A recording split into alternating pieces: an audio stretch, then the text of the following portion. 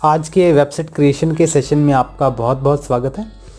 हमने पिछली कुछ वीडियोस में अलग अलग तरह के वेब पेजेस को डिज़ाइन करने के बारे में सीखा हुआ कि आप किस तरह से एक पूरी की पूरी वेबसाइट या अलग अलग तरह के वेब पेजेस को किस तरह से डिज़ाइन कर सकते हैं। अगर आपने वो सीरीज़ नहीं देखी तो आप उसे चेकआउट करके ये जान सकते हैं कि आप किस तरह से एक वेब पेज और वेबसाइट को क्रिएट कर सकते हैं। आज हम उन्हीं में से एक वेब पेज को बनाने वाले हैं।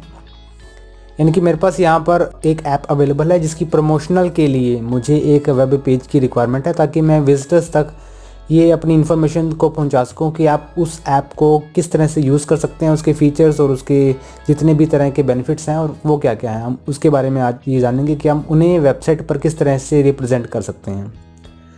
तो चलिए मैं आपको इस पेज का ओवरव्यू देता हूँ। यहाँ पर एग्जाम्पल के तौर पर मेरे पास एक ऐप अवेलेबल है। उस ऐप के लिए मैंने इस वेब पेज को डेवलप किया है। तो उस वेब पेज के अंदर क्या क्या प्राइमरी इन्फॉर्मेशंस होनी चाहिए, आप उन इन्फॉर्मेशंस को वेब पेज के अंदर इनबिल्ट कर सकते हैं और प्राइमरी बेसिस पर जो इन्फॉर्मेशन है आप उसे सबसे ऊपर रख सकते हैं और जो सेकेंडरी इन्फॉर्मेशन है उन्हें नीचे रख सकते हैं, ताकि एक विजिटर का ध्यान हमेशा ऊपर की ओर जाता है और वो ऊपर से ही वेब पेज को देखना शुरू करता है।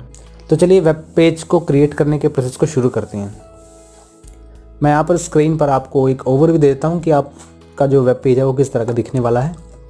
हम स्टार्ट करने वाले हैं मेन सेक्शन से। मेन सेक्शन जिसके अंदर हम अपने ऐप का नाम, ऐप का टाइटल कि वो जो ऐप है उसका सबसे प्राइमरी बेनिफिट क्या है उसे मैं यहाँ पे लिखना हूँ, एंड उस ऐप की डिस्क्रिप्शन समराइज़ करके अभी मैंने इसे डमी डाटा के तौर पर फिलअप किया है। आप चाहें तो अगर आपके पास कोई ऐप है और उसे प्रमोट करना चाहते हैं और उसे वेब पेज के अंदर प्रेजेंट करवाना चाहते हैं तो उसके लिए आप इस वीडियो को ज़रूर देखें।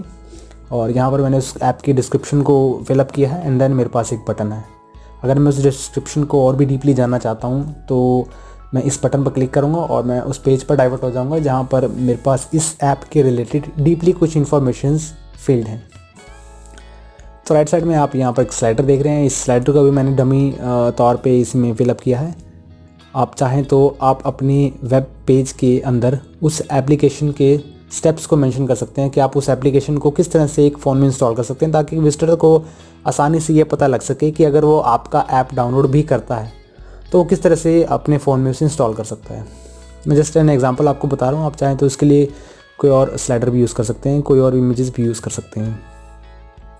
और बैकग्राउंड में आप इमेजेस को देख रहे हैं जो कि स्लाइड होके आपके सामने विजिबल हो रही हैं, जो कि फर्स्ट स्लाइड जूम हो रही है एंड देन सेकेंड स्लाइड आ रही है। इसी तरह से बाकी इसके बारे में हम आगे आने वाली कुछ वीडियोस में सीखने वाले हैं।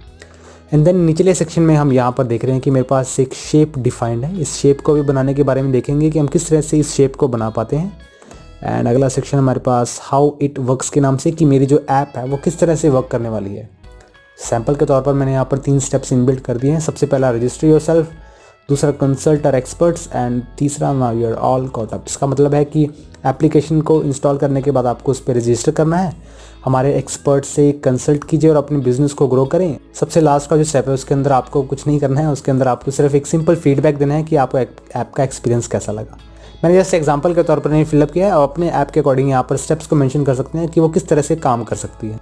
अगर आपके ऐप के स्टेप्स कुछ ज़्यादा हैं, मेरे पास अभी सैम्पल के तौर पर 3 है, अगर आपके स्टेप्स कुछ ज़्यादा हैं तो आप उन्हें 3 की जगह 6 या 9 स्टेप्स में भी डिवाइड कर सकते हैं। इसके बारे में भी हम आगे आने वाली कुछ वीडियोस में सीखने वाले हैं।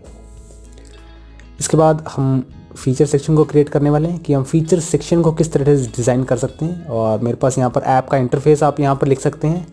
इसके लिए आपके पास उस पर्टिकुलर ऐप का इंटरफेस का स्क्रीनशॉट होना चाहिए।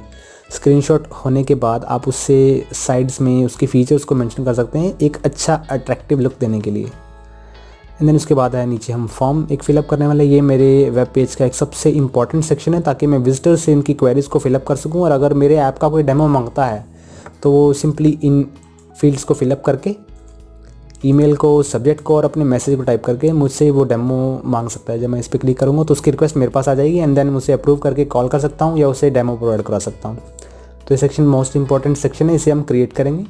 एंड अगले सेक्शन में, सबसे लास्ट के सेक्शन में, हम ट्रस्टेड पार्टनर्स को मेंशन करेंगे, ताकि एक विजिटर को ट्रस्ट का पता लग सके कि आप कितनी तरह की कंपनियों के साथ मिलकर काम करते हैं। और ट्रस्ट पॉइंट ऑफ व्यू से आपका ये सेक्शन बहुत ही इंपॉर्टेंट रहने वाला है। यहाँ पर मेरे पास राइट साइड में एक स्लाइडर है सभी कंपनीज़ का लोगो का। यहाँ पर मेरे पास अलग अलग तरह की सैम्पल कंपनीज़ हैं, मैं इनके लोगो को यूज़ करने वाला हूँ एज ए स्लाइडर।